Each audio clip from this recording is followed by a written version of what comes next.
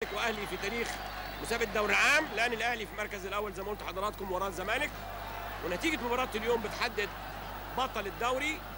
صفت فتحي مبروك، فتحي مبروك وصفى عبده، صفى عبده الجمال حميد بيجيب الجول الاول. دقيقتين من بدايه المباراه النادي الاهلي بيتقدم بجول بيجيبه جمال عبد الحميد. نقله 4 نقلات في العمر من فتحي مبروك لصفوت لمصطفى عبده الجمال. النادي الاهلي 1 الزمالك لا شيء بعد دقيقتين. الكؤوس تلعب الكوره عليها، يلعبها جوه جول، يجيب الجول الاول. علاء ميهوب بيجيب الجول الاول للنادي الاهلي. كورنر يرفعه مصطفى عبده ويطلع علاء ميهوب لفوق ويحطه بدماغه جوه جول، وتصبح النتيجه 1 الاهلي لا شيء للزمالك. كوره جميله جدا هنشوفها مره ثانيه. مصطفى عبده بيعلى على ميهوب، هنشوف دلوقتي بيحطها على طول جوه الجول. عرابي محمد رمضان بيلعبها على طول جوه الجول. الجول الاول للنادي الاهلي. الكره مقبوله من اسامه عرابي عاليه، يلعبها لاحمد رمزي، يلعبها بالعرض لشكوره لاسماعيل يوسف، يلعبها بالعرض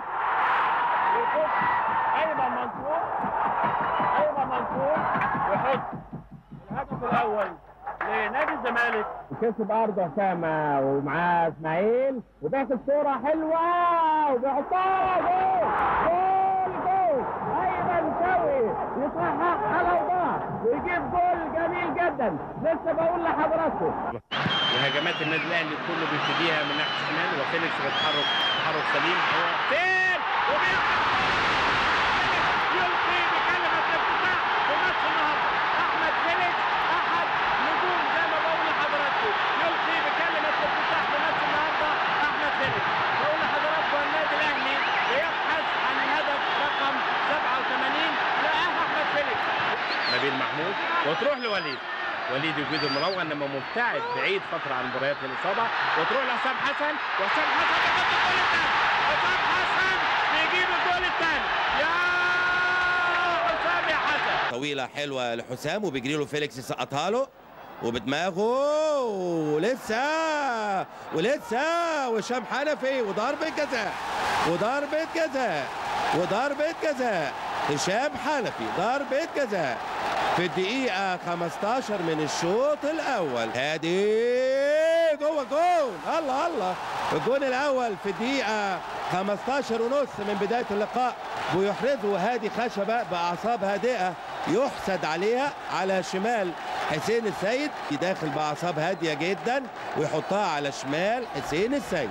كل ما ده كله انعكاسه الطيب اللي نتمنى ان هو ينعكس على مستوى اداء منتخبنا ان شاء الله الفترة اللي جاية، وبالتوفيق بإذن الله. مرة تانية من ناحية الشمال ياسر ريان، أرضية حسام حسن، وحسام حلوة جوه جول جوه جول. الله الله الله، إيه يا ابني ده؟ إيه ده يا ابني ده؟ إيه ده يا ابني ده؟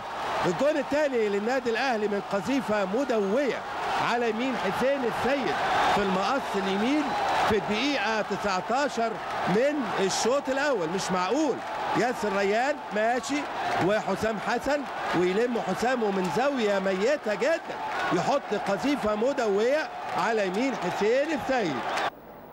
لخالد الغندور لأحمد الكاس، أحمد الكاس ويعدي أحمد ويعدي وخطر وبيعدي لنفسه. يا خبر أبيض، جول جول أحمد الكاس.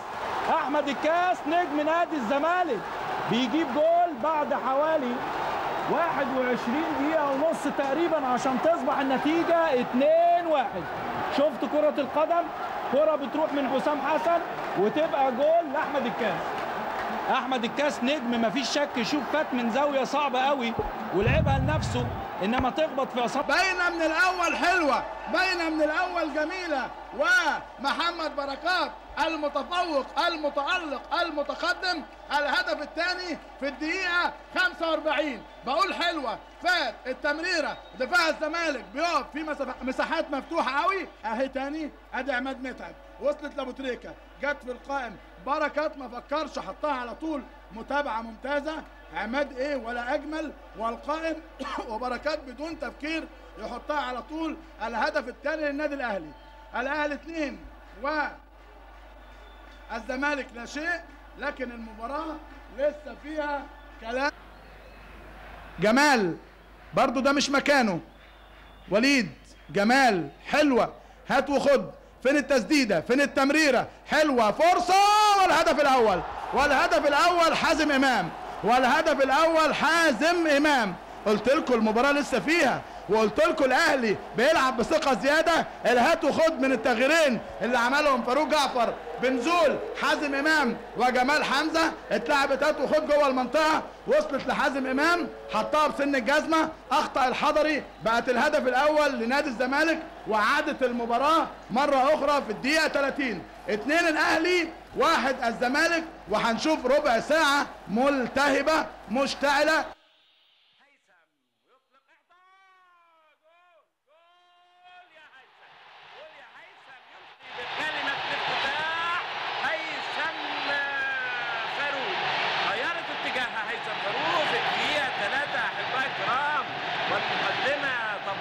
طبعا والاعلام البيضاء في الدقيقه 3. هيثم فاروق 29 سنه، والله عامل عقد كويس ب 300,000 جنيه 3 سنين لنادي الزمالك. كان بدايته مع النادي الاولمبي هيثم فاروق، لعب له 9 سنين لغايه موسم 96، وبعدين احترف والله في